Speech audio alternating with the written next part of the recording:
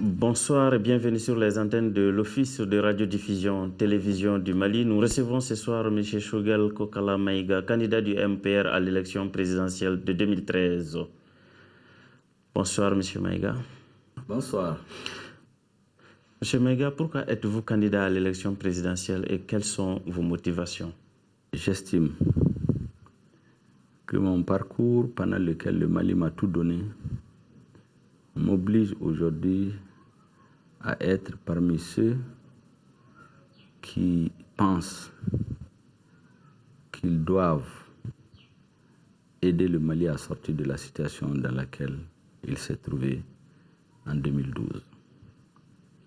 Notre pays a connu dans le courant du premier trimestre 2012 deux faits majeurs: l'effondrement de son armée, l'effondrement de l'État à la suite des événements du 22 mars 2012 qui ont conduit au changement de régime. Ces deux questions sont restées sans réponse à la date d'aujourd'hui. Pourquoi l'État s'est effondré? Qu'est-ce qui nous est arrivé? Comment se fait-il qu'un peuple qui a l'armée la plus puissante dans la sous-région il y a quelques années, en tout cas l'une des armées les plus puissantes, un pays qui avait une flotte d'avions de combat de plus de 30 avions, 36, avec des centaines de chars, de Berdem, du matériel de tout genre, comme une armée qui a fait face à 2 rébellions, à 2 guerres à notre frontière et à dissuader un autre État qui voulait envahir le sud de notre pays. Comment est-ce que cette armée, comment est-ce que cet État se trouve effondré en quelques semaines, en quelques mois, sous le coup de boutoir d'un groupe de 300 bandits, 500 bandits, vendeurs de drogue, assassins qui prétendent agir au nom d'un islam de notre âge ou d'un séparatisme de mauvaise loi. Notre diagnostic, c'est que cela est arrivé parce que le peuple malien et son armée ont été trahis par l'élite politique. C'est une prise de position qui résulte d'une analyse et de toutes les informations que nous avons collectées pendant plus d'1 an et quelques. Parce que vous aurez constaté qu'après les événements du 22 mars 2012, nous sommes certainement l'un des rares responsables politiques que personne n'a entendu dans la presse. J'ai mis ce temps à profit pour m'informer, pour analyser, pour collecter les informations arrivées à cette conclusion. Je veux me présenter à l'élection présidentielle pour aider le peuple malien à laver cet affront, à laver cette humiliation. Alors, quels sont vos axes prioritaires pour sortir notre pays de cette situation sociopolitique et économique? Le futur président de la République doit avoir le comportement d'un bon médecin au chevet d'un grand malade. Aujourd'hui, qu'est-ce qu'il faut faire?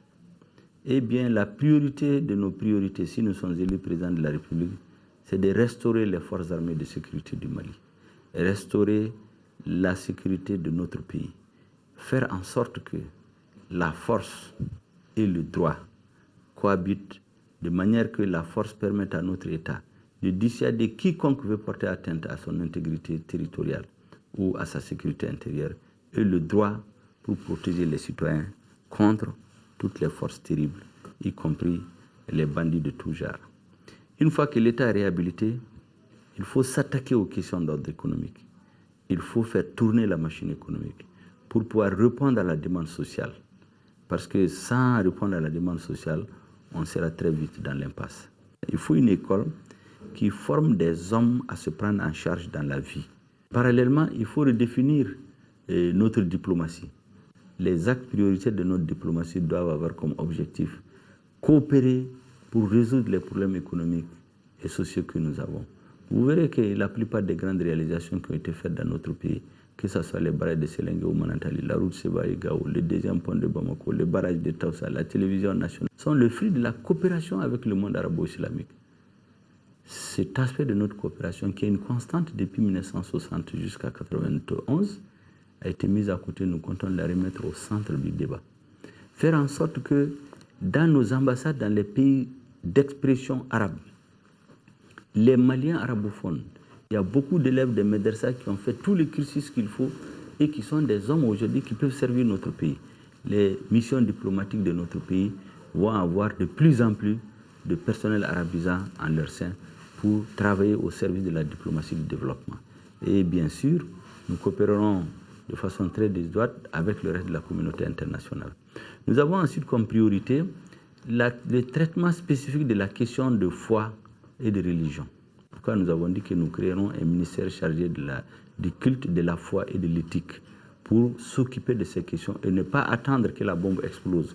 Nous avons indiqué aussi que les questions de la jeunesse, l'espoir que la jeunesse doit avoir, la promotion de la femme, remettre la femme au centre des préoccupations en matière de demande sociale, la femme et la jeunesse, nous avons dit que ça fait partie de nos principales priorités. Monsieur Maïga, envisagez-vous une refonte des textes de base du Mali et comment comptez-vous le faire? Absolument. Vous savez, il y a une modification que j'ai annoncée, que j'ai introduite dans la Constitution immédiatement. Le président du Mali, si je suis élu président de la République, ne prêtera pas serment comme ça. Il prêtera serment la main droite sur les livres saints de sa religion. Si c'est un musulman, il jurera sur le Coran. Si c'est un chrétien, il jurera sur la Bible au moment de rentrer en fonction. Ça n'a absolument rien à voir avec la laïcité. Nous pensons que la laïcité est mal interprétée aujourd'hui. Elle est interprétée comme étant l'action de l'État contre les religieux, contre la religion. Nous allons mettre fin à ça. Ça, c'est une première innovation que nous allons faire. Nous avons des insuffisances qu'on a constatées dans l'exercice et de fonctionnement des mécanismes institutionnels dans notre pays. L'Assemblée nationale, pour qu'elle ne soit plus une chambre d'enregistrement. Nous allons imaginer des mécanismes qui permettent à l'Assemblée d'assurer mieux son pouvoir de contrôle. Ce qui arrivait à notre armée, les députés le savaient. Il y a quelques années, le commandement militaire a rencontré les députés à huis clos pour leur dire que depuis 2000, le Mali a cessé d'avoir une armée digne de ce nom. Qu'en cas d'agression, nous n'avons pas une armée qui peut faire face à cette situation. Qu'est-ce que les députés ont fait? Rien du tout. Ils n'ont pu rien faire. Tout ce qu'ils pouvaient faire, c'est d'augmenter le budget de l'armée. Mais le contrôle, ils n'en avaient pas les moyens. Et donc, il faudra repenser comment est-ce que le contrôle parlementaire peut s'exercer de façon plus efficace au plus grand bénéfice des électeurs qui ont installé l'Assemblée. Et naturellement, nous considérons les larges couches populaires du Mali, parce qu'il y a des aspects que nous ne voyons pas. Les partis politiques, la société civile, les organisations religieuses seront concertées.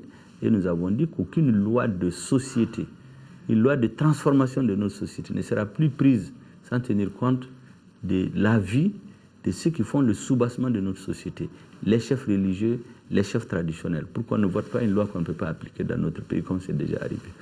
Votre mot de la fin? Mon mot de la fin, c'est de dire aux Maliens de nous faire des bénédictions, de faire en sorte que nous restons dans la voie de la vérité. Et si nous sommes élus, que le bon Dieu nous guide toujours dans la voie de la vérité et dans le sens des intérêts de notre pays. Nous avons indiqué aussi à tous nos militants, et je m'adresse à tous les Maliens, pour dire que les élections de cette année se passent dans des conditions extrêmement difficiles, pour ne pas dire des mauvaises conditions. Nous l'avons dénoncé depuis le mois de mai. Nous l'avons fait encore en fin juin. Malgré tout, le gouvernement a tenu les élections. Nous avons décidé d'y participer. Nous sommes convaincus que le prochain président aura un déficit de légitimité. Sur les 15 millions de Maliens, peut-être il n'y aura que 2 ou 3 millions qui vont voter. Et donc les tentatives de contestation des résultats des élections seront grandes. Notre pays n'a pas besoin de ça. Nous disons à nos militants et nous disons à tous les Maliens, quel que soit celui qui va être annoncé comme président de notre pays, nous devons nous donner la main pour l'aider. Nous devons faire bloc autour de lui. Parce qu'un président élu avec moins de citoyens, contesté à l'intérieur, c'est un président faible qui ne pourra pas représenter notre pays dignement dans cette période tourmentée de notre histoire. La question de la rébellion n'est pas résolue.